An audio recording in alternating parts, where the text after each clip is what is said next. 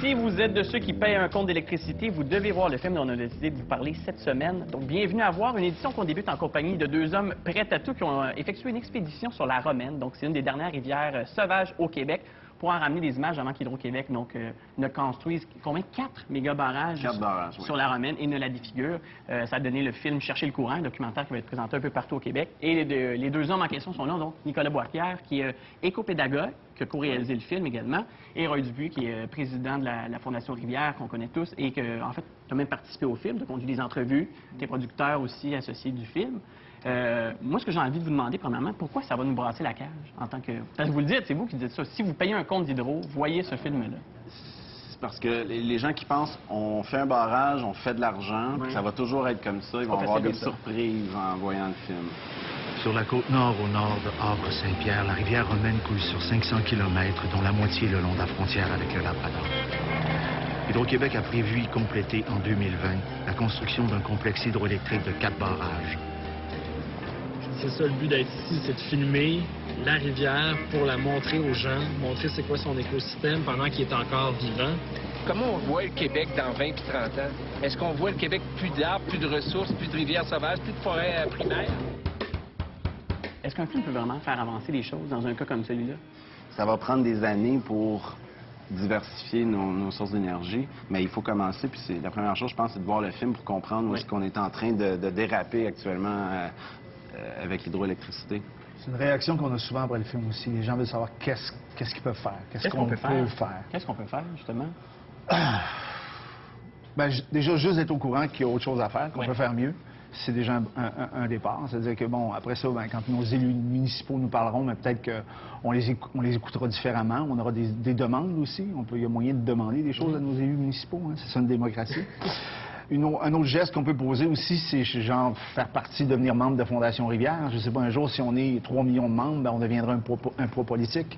C'est simple comme ça. C'est une chose que j'ai appris à force de militer quand on se confronte à des organisations aussi bien organisées que le gouvernement, Hydro-Québec, puis les autres corporations. Il faut s'organiser aussi. Parce que c'est sûr que tout seul chez nous, devant la télé, on a plutôt l'impression qu'on est impuissant, qu'on ne peut rien faire. Parce qu'à partir du moment où on fait partie d'une organisation, ben là, oups, il y a des portes qui s'ouvrent. La ressource éolienne québécoise est à peu près 100 fois la quantité hydraulique qu'on a déjà harnachée au Québec. On a effectivement un taux d'ensoleillement aussi important que Barcelone. Il y a encore beaucoup de gens qui achètent des maisons qui ne sont pas efficaces. C'est une maison qui coûterait autour de 300 à 400 $ de chauffage par an. Et le biogaz, ce que je connaissais moins. C'est comment qu'on fait de l'énergie avec des pètes de vache, ben, c'est littéralement ça qu'on fait. Là, pour avoir milité depuis un certain temps là, à la préservation des rivières à l'état naturel ou sauvage, la façon dont ils voulaient tourner le film, c'est exactement l'outil qui me manquait pour expliquer aux gens le pourquoi, finalement, on questionne le développement énergétique au Québec, depuis la Rupert, d'ailleurs. C'est presque pas faisable d'expliquer à quelqu'un à travers les médias, à travers une entrevue télé ou même à travers les journaux, l'ampleur, la complexité du problème. Et donc, avec un film comme il voulait faire là, en mettant 1h30 à expliquer les différentes avenues qui s'offrent à nous aujourd'hui, là, ça devenait un outil très important. Puis c'était un peu le manque que je sentais depuis un certain temps. Cette idée-là qu'on a qu'on fait un barrage, on fait de l'argent, ça paye les soins de santé, ça paye l'éducation, ce n'est plus vrai. Lorsque Hydro-Québec fait une opération qui est non rentable, comme développer la Romaine à 10 cents le kilowattheure et vendre cette électricité-là aux Américains à 5 à 6 cents, il y a un manque à gagner. Bien, la seule alternative, Hydro, c'est de se tourner vers ses clients. Alors, on va payer à travers nos factures. J'ai fait le rapprochement avec Richard Desjardins, avec l'erreur boréale un peu, qui a un peu forcé le gouvernement à revoir toute la question des coupes à blanc. À quel point, justement, qu'on est un artiste populaire, on le voit partout, mais à quel point c'est un sacrifice quand il faut se relever les manches puis revendiquer quelque chose? C'est sûr que ça a assez mauvais côtés. C'est sûr que, bon, ça prend un certain courage pour le faire. Mais, écoute, je suis fait de même. Je veux dire, à partir du moment où je sais quelque chose, puis que je considère que c'est important, puis que des spécialistes viennent m'informer que, bon, on est en train de faire une erreur, qu'il y a moyen de faire mieux, qu'on est en train de prendre du retard, qu'il y a moyen de créer plus d'emplois en économisant l'énergie qu'on gaspille énormément ici, je serais pas fier de moi, disons. De passer à côté de ça. Ouais. Ouais. Mais quand tu participes à un projet aussi, moi je vois ça comme un film essentiel, il faut que les gens le voient. Mais quand tu participes à un projet comme celui-là, c'est comment après de retourner sur un film de fiction, un film de divertissement? Sens-tu que c'est plus futile ou... J'imagine que j'essaie le plus possible de faire des films qui ne sont pas futiles. Ouais. Mais c'est sûr que, bon, c'est la première fois que je me prenais avec un documentaire. Puis oui, l'attente avant, là, la première fois qu'on l'a présenté, genre à Sept-Îles, c'est différent. Oui, justement, comment elle est la réaction? Parce que là, j'imagine qu'ils sont présentés à Montréal, on présentait à Sept-Îles, c'est pas la même réaction du tout. Sept-Îles, ils sont prêts en plus de... Finalement, ça a été la même réaction. C'était la même. Ça a été une ovation debout à Sept-Îles comme à Montréal, mais on ne pouvait pas s'attendre à ça. Ils sont tellement proches du chantier, il y a tellement eu de... Je ne voudrais pas dire propagande, mais de promotion du projet de la Romaine sur la Côte-Nord avec des grandes affiches à l'entrée de plein de villages. Donc, c'est sûr que c'est un peu intimidant, on s'en va à Sept-Îles avec le film, comment ça va être reçu, mais je pense que les faits sont là. Puis quand on les met ensemble, qu'on les aligne, puis qu'on présente le film, les gens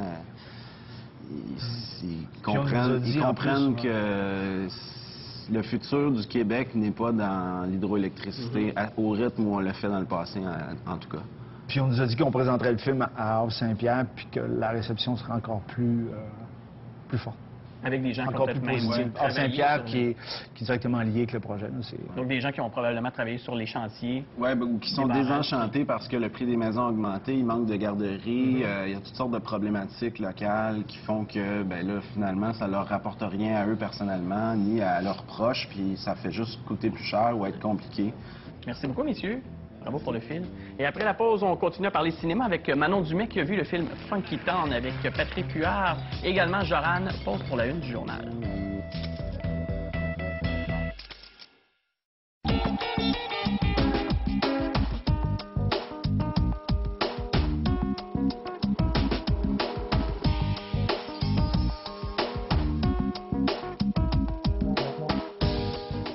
C'est un film qui a été tourné ici, ça vous le savez déjà, qui a été tourné ici chez nous sur la Côte-Nord.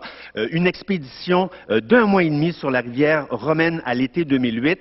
Et les réalisateurs ainsi que Roy Dupuis me corrigeront parce que j'essaie vraiment de résumer dans la plus, je dirais, essayer de trouver la quintessence de ce qu'on peut dire sur ce film-là pour le résumer en 2 lignes. On pourrait dire que l'objectif de Chercher le courant était de produire des images de ce qu'aura été la rivière Romaine et ce qu'elle a été avant la construction du barrage. Donc, la rivière Romaine dans son état sauvage, dans son état vraiment primaire, et c'est des images qui resteront à vie. Donc, on aura vraiment un témoin par ces images de la rivière Romaine avant qu'elle soit harnachée.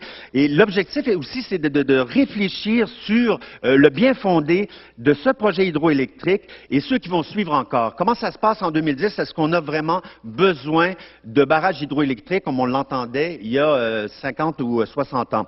Alors, Chercher le courant a été projeté aux dernières rencontres internationales du documentaire de Montréal. Il s'est mérité le prix du public et une mention spéciale Éco-Caméra. C'est donc dire qu'on est quand même un peu privilégié parce qu'on est à peu près les premiers à voir le film et ça a une connotation, ça revêt vraiment quelque chose de symbolique pour les réalisateurs de revenir ici en sol nord-côtier pour venir présenter, pour lancer ça, ce film Chercher le courant. Donc j'inviterai les réalisateurs ainsi que Roy Dupuis, Nicolas Boisclair, Alexis de Galder et Roy Dupuis à venir vous adresser un petit mot. Et je rappelle, tout de suite après la projection, on reste ensemble, vous restez avec nous et on discute du film. Là, on aura un 30, 35, 40 minutes et vous aurez l'occasion de participer à cette conversation, à cette discussion-là, en posant évidemment des questions, des choses que vous voulez éclaircir en ce qui touche le film.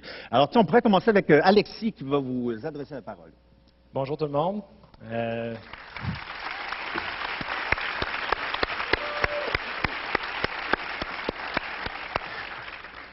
On espère que vous allez applaudir après le film, surtout. Ben, je ne vais pas m'éterniser, je ne suis pas un fan de grands discours et Michel a pas mal résumé le film de bonne façon. Donc, simplement confirmer ce qu'il a déjà dit, c'est-à-dire qu'on est honoré d'être à Sept-Îles, d'être sur la Côte-Nord, pour parler d'un sujet qui est très nord-côtier. Oui, oui. Ouais, très nord-côtier. Donc voilà, on a présenté le film, comme on l'a dit, à quelques reprises déjà.